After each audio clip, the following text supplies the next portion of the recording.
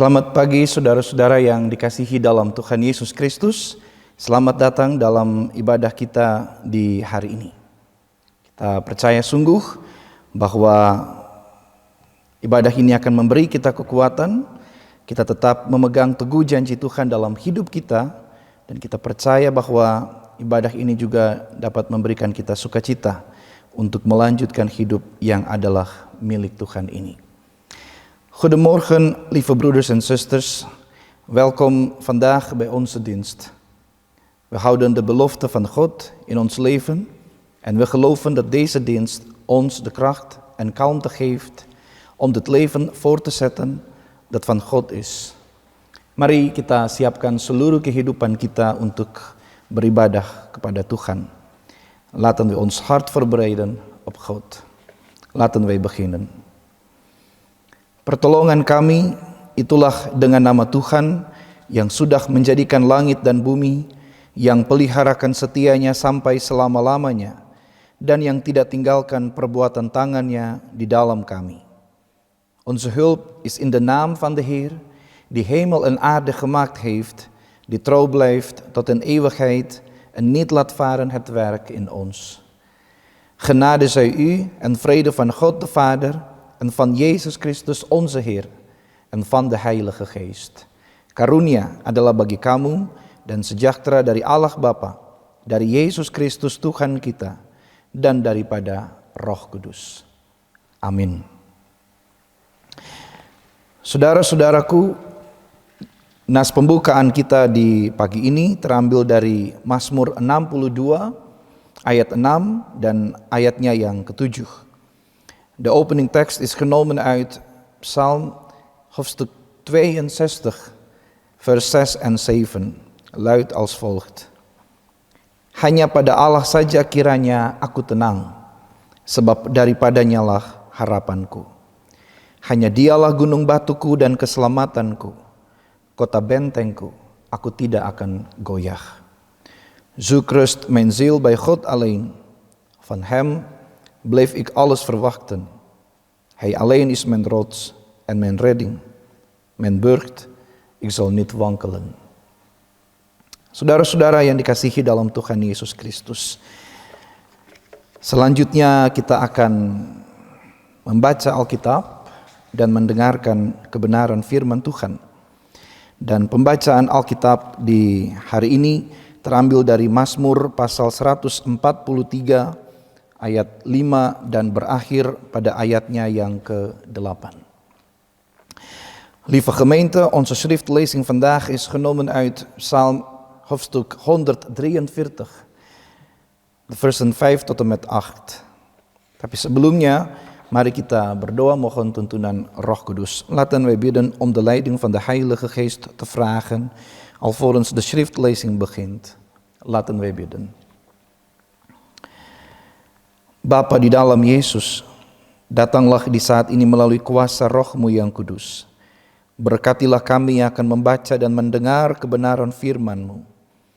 Tuntunlah kami juga untuk hidup setia pada kebenaran firman-Mu, supaya kami belajar bukan hanya menjadi pendengar, tapi juga pelaku yang setia. Vader in de hemel, kom op dit moment met de kracht van uw geest. Zegen ons die de waarheid van uw woord zullen lezen en horen. Leid ons ook om getrouw te leven naar de waarheid van uw woord, zodat we niet alleen leren om toehoorders te zijn, maar ook om trouwe doeners te zijn. In uw naam Christus Jezus bidden we. Amin. Mazmur 143 ayat 5 dan berakhir pada ayatnya yang ke-8 berbunyi begini. Aku teringat kepada hari-hari dahulu kala. Aku merenungkan segala pekerjaan-Mu. Aku memikirkan perbuatan tangan-Mu. Aku menadahkan tanganku kepadamu. Jiwaku haus kepadamu seperti tanah yang tandus. Jawablah aku dengan segera ya Tuhan, sudah habis semangatku. Jangan sembunyikan wajah-Mu terhadap aku, sehingga aku seperti mereka yang turun ke liang kubur. Perdengarkanlah kasih setia-Mu kepadaku pada waktu pagi, sebab kepadamulah aku percaya. Beritahukanlah aku jalan yang harus kutempuh, sebab kepadamulah ku angkat jiwaku.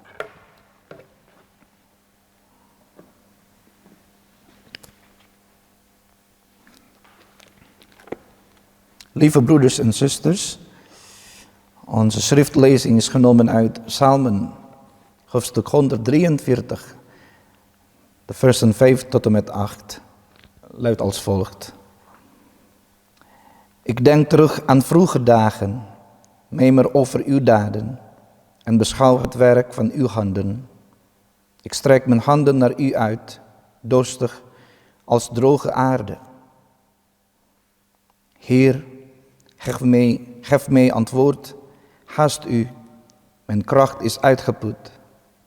Houd u niet voor mij verborgen. Ik word als wie afgedaald is in het graf. Laat mij in de morgen uw liefde horen. In u stel ik mijn vertrouwen. Wijs mij de weg die ik gaan moet. Mijn ziel verlangt naar u.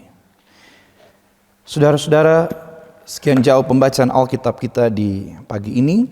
Berbahagialah setiap orang yang tidak hanya membaca dan mendengar, tetapi mau melakukannya dalam kehidupannya dari hari lepas hari. Terpujilah nama Tuhan.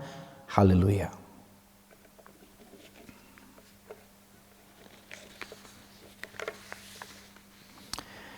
Saudara-saudaraku yang dikasihi dalam Tuhan Yesus Kristus, apa kabar untuk kita semua yang ada di rumah masing-masing menyaksikan ibadah kita di pagi ini?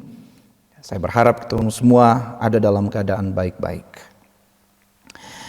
Kalau kita membaca kitab Mazmur, ada satu hal yang menarik dari kehidupan sang pemazmur, dalam hal ini Daud. Setiap ungkapan hatinya selalu digambarkan dengan kata-kata yang puitis dalam doa, tetapi juga dengan nyanyian-nyanyian. Padahal ungkapan puitis yang digambarkan adalah ungkapan tentang perasaan hatinya yang sedang diliputi oleh ketakutan dan kecemasan. Nyanyian-nyanyiannya juga berisi tentang cerita hidupnya yang berada dalam pergumulan berat dan pengalaman-pengalaman hidup yang sulit. Tetapi itulah cara dia mencari dan menemukan Tuhan. Dat is de manier waarop hij God zocht en vond. Jiwanya sungguh-sungguh terhubung dengan Tuhan melalui puisinya, doanya, dan nyanyiannya. Tetapi sebetulnya intinya bukan di situ. Bahwa kita mau mengenal Daud sebagai seseorang yang memiliki jiwa seni. Kita bukan sekedar mau memuji kata-kata puisinya yang indah atau nyanyian-nyanyiannya yang luar biasa. Tetapi kalau kita membaca seluruh kisah hidup Daud yang ada dalam kitab Mazmur ini, maka kita akan menemukan di sana bahwa setiap keluh kesahnya, kesedihannya, ketakutannya, dan kebimbangannya yang ia rangkai dalam puisi dan nyanyian itu selalu pertama-tama ia bawa kepada Tuhan. Selalu pertama-tama ia tujukan untuk Tuhan. Di dalam keadaan sesulit apapun, bahkan ketika ia dikejar-kejar oleh musuh, pertama-tama yang selalu ia ingat dan ia cari adalah Tuhan. Makanya dalam ayat 8 dikatakan, perdengarkanlah kasih setiamu kepadaku pada waktu pagi, sebab kepadamulah aku percaya. Ini bukan berarti pemazmur bukan mencari Tuhan pada hari sudah siang atau sore, atau ya kalau dia sedang ingat Tuhan. Tetapi pada waktu pagi, sebuah gambaran yang menjelaskan bahwa ketika ia membuka mata sebagai tanda ia berada di hari baru, maka yang ia rindu dan ia cari pertama adalah suara kasih setia Tuhan. Dan itu yang memberinya kekuatan untuk berjalan menjalani hidup yang penuh dengan tantangan. Zo lieve broeders en zusters in de Heer Jezus. Als we het boek Psalmen lezen, is er iets interessants aan het leven van de psalmist, in dit geval David. Elke uitdrukking van zijn hart wordt altijd beschreven met poëtische woorden in gebed, maar ook met liederen. In feite is de beschreven poëtische uitdrukking een uitdrukking van de gevoelens van zijn hart. Die worden overweldigd door onrust en angst.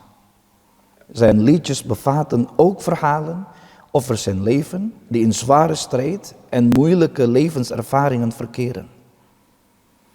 Maar dat is de manier waarop hij God zocht en vond. Zijn ziel is werkelijk verbonden met God door zijn psalmen, zijn gebeden en zijn gezang. Maar eigenlijk is het punt niet dat we David willen kennen als iemand met een artistieke ziel. We willen niet alleen met de woorden van zijn prachtige psalmen of zijn buitengewone liederen prijzen. Als we echter het hele levensverhaal van David in deze psalm lezen, zullen we ontdekken dat elke klacht, verdriet, angst en twijfel, die hij in poëzie en zang componeerde, hij het altijd eerst tot God bracht. In elke moeilijke situatie, zelfs wanneer hij wordt achtervolgd door vijanden, het eerste waar hij zich aan denkt is om God als eerste te zoeken. In vers 8 staat: laat mij in de morgen uw liefde horen. In u stel ik mijn vertrouwen. Dit betekent dat de psalmist niet op zoek is naar God. Wanneer het overdag of 's middags is, of misschien als hij God zich herinnert. Maar in de ochtend, voordat de dag begint. Dus een stuk dat uitlegt dat wanneer hij zijn ogen opendeed, het een teken was dat hem een nieuwe dag gegeven was. En hij het liefst zijn stem wilde horen. De liefdevolle getrouwe stem van God. Maar we weten dat David een koning was die alles had. Of het nu luxe, veiligheid, comfort en verschillende voorzieningen waren. Alsof alles zo verzekerd was, leek erop dat niemand zijn leven kon verstoren. Want hij was een koning en stond altijd klaar om te worden bediend als hij dat nodig had. David besefte echter echt dat alles wat hij had niet de belangrijkste zekerheid was. Omdat voor David God de belangrijkste zekerheid was. Untuk Daud, bagi Daud, Tuhan adalah sumber kepastian yang paling penting dalam hidupnya. Tuhan adalah jaminan utama dalam hidupnya. God is de belangrijkste bron van rust in zijn leven. Tuhan adalah sumber ketenangan utama di dalam hidupnya. Bukan karena ia raja, bukan karena ia punya segala sesuatu dan karena itu ia merasa bisa memberinya ketenangan. God is de belangrijkste bron van rust in zijn leven. Onze lezing vandaag is een gebed waarin de psalmist zich uitte wanneer hij zich midden in onrust en angst bevindt, omdat hij door vijanden wordt achtervolgd. David bevond zich werkelijk op de bodem, op het laagste punt van zijn leven. Dia berada dalam titik terendah dalam hidupnya. Hij had het gevoel dat hij op zichzelf was aangewezen en dat niemand anders met hem was. Want de vijand in kwestie zijn niet alleen mensen van buitenaf, maar ook diegenen die dicht bij hem stonden. De mensen die hij vertrouwde, maar zich toen tegen hem keerden en hem aanvielen. David was teleurgesteld en verraden. Nou, lieve broeders en zusters, hoe zou u voelen als de persoon die u in het verleden zo vertrouwde, vijandig werd en u ineens aanviel? Apa yang saudara-saudara rasakan?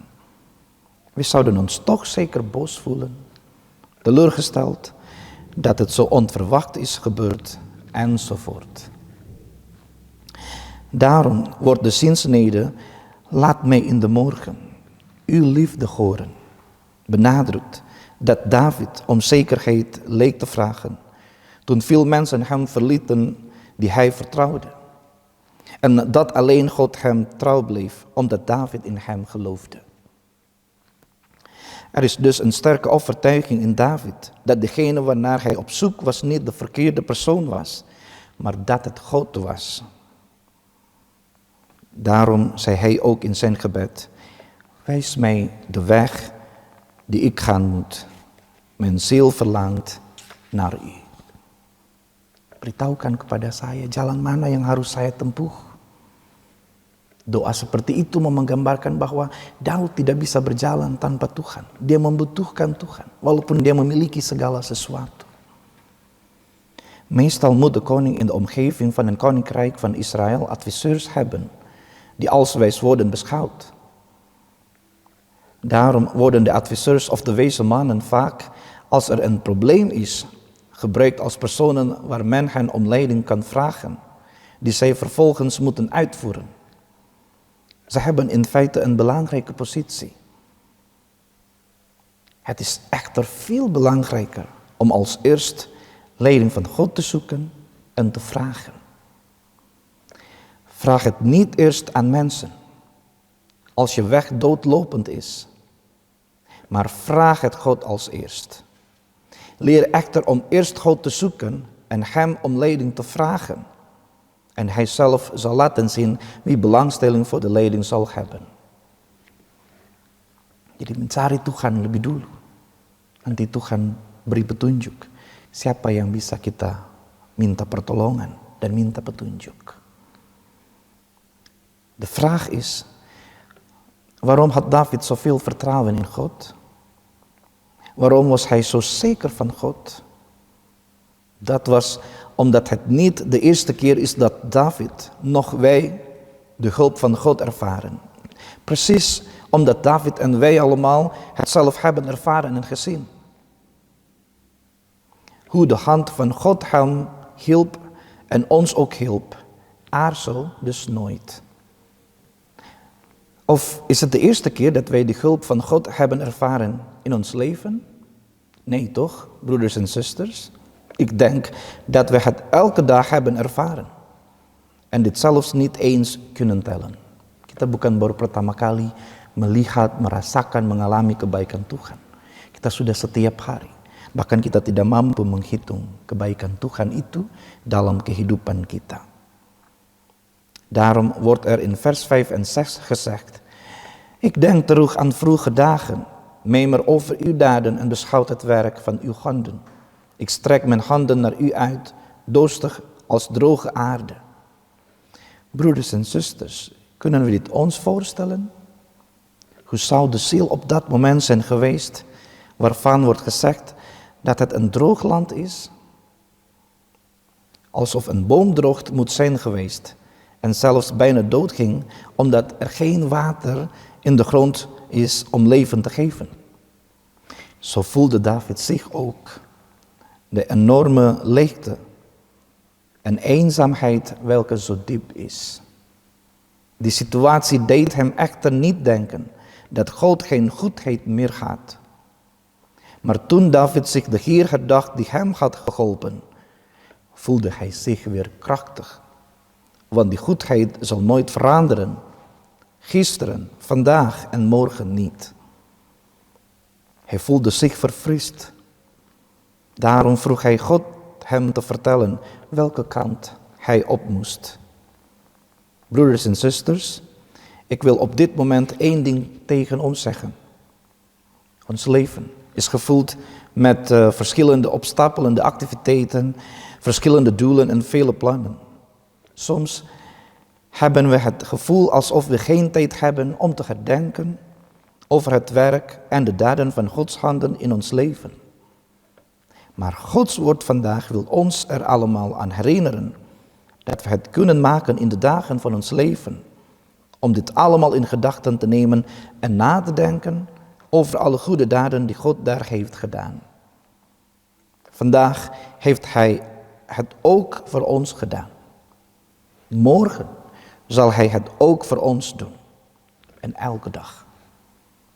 Gods woord op deze dag herinnert ons ook aan dat elke keer wanneer we wakker worden, hoe moeilijk de dag ook zal zijn, nooit te vergeten om de Heer als eerst te zoeken. Zoals ook in Mattheüs 6, vers 33 wordt gezegd: zoek liever eerst het koninkrijk van God en zijn gerechtigheid, dan zullen al die andere dingen je erbij gegeven worden. Luister naar zijn onvoorwaardelijke liefde. Hij en vertelt ons welke weg we moeten nemen. Omdat we zwak zijn en beperkt. Maar God en zijn wegen zijn nooit beperkt. Amin.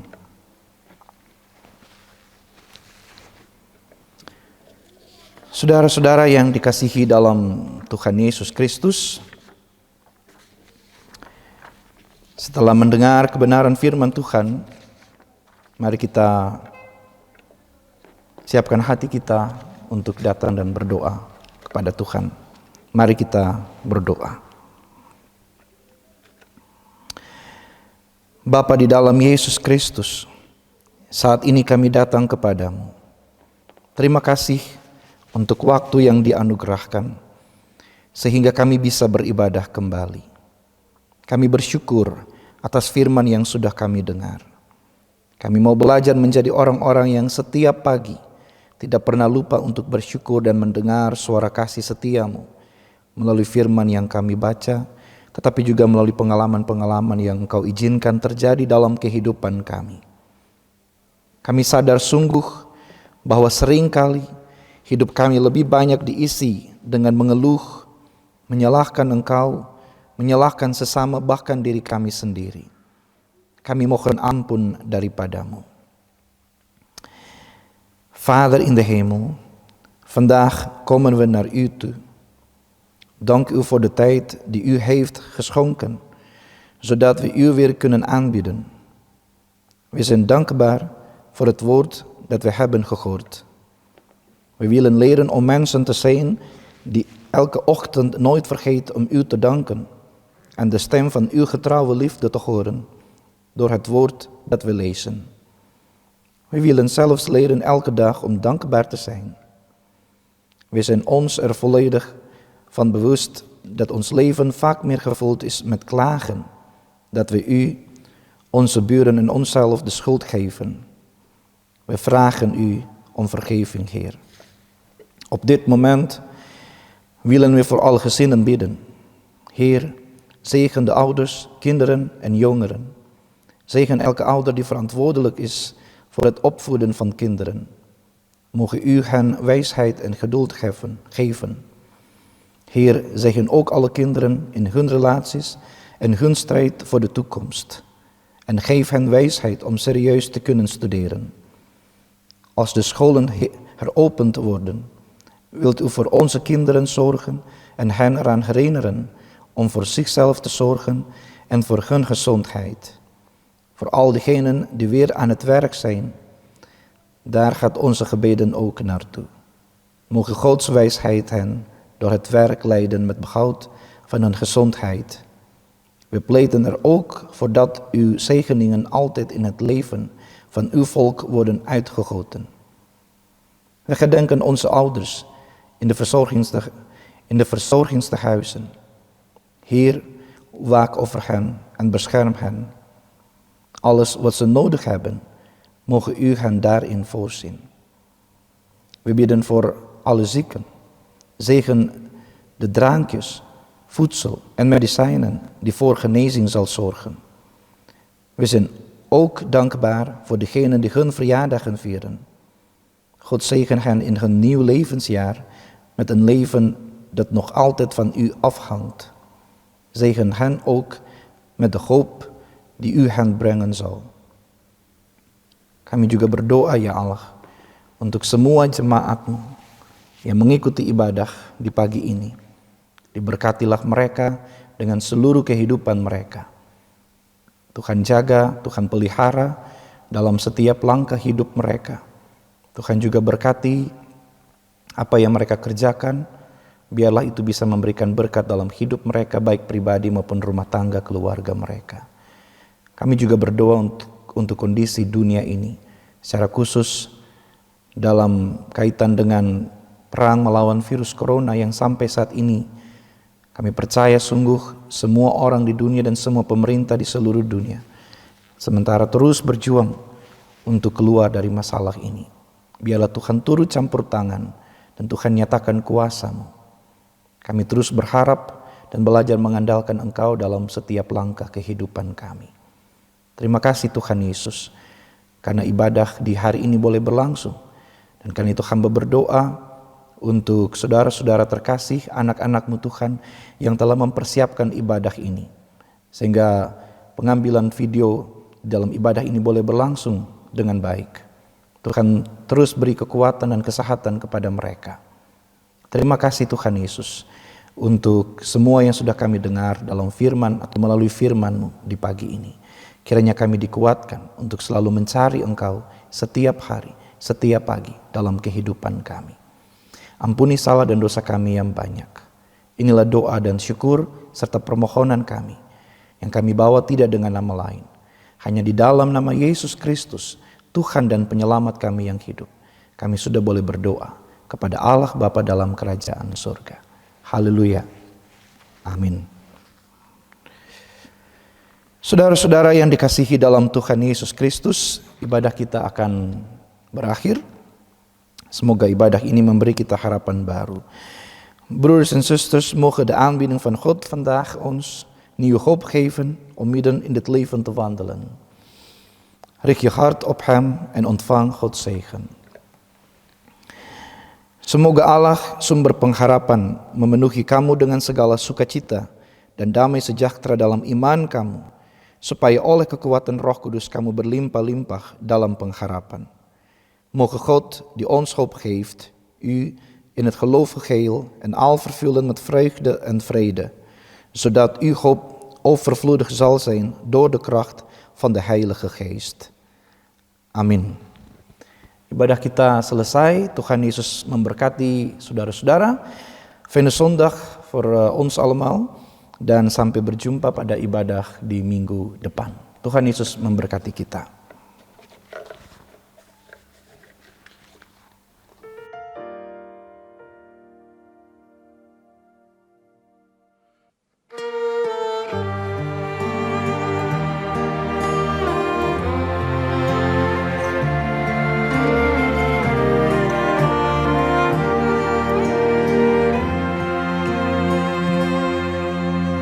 Jiwaku sungguh merindukanmu, hatiku haus padamu. Ku mau selalu tinggal di dalammu, menikmati kebaikanmu. Yesus, Kau yang ku cinta, selamanya Kau ku cinta, sampai akhir nafas hidupku. Yesus, Kau kekasih jiwaku.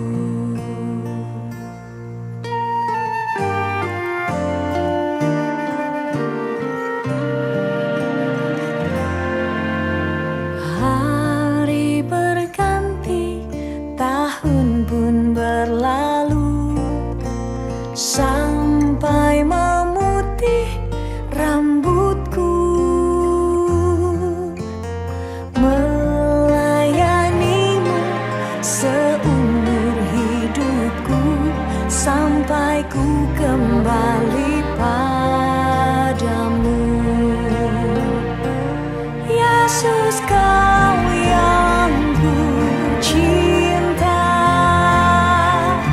selamanya Kau ku cinta, sampai akhir nafas hidupku. Yesus, Kau kekasih jiwaku. Yesus, Kau yang ku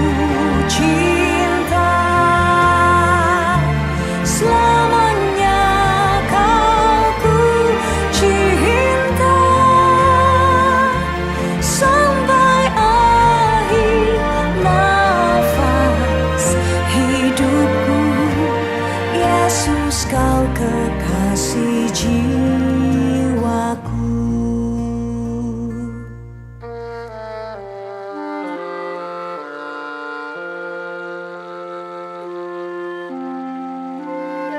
Engkaulah kekasih hatiku Tuhan. Engkaulah kekasih jiwaku. Terima kasih Yesus. Hari berganti, tahun pun berlalu, sampai memutih rambutku.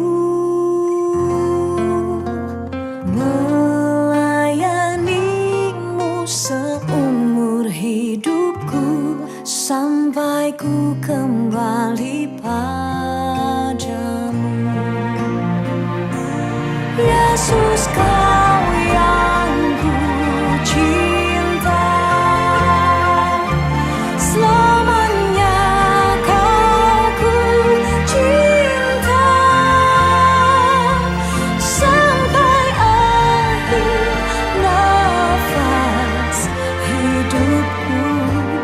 Yesus, Kau kekasih jiwaku.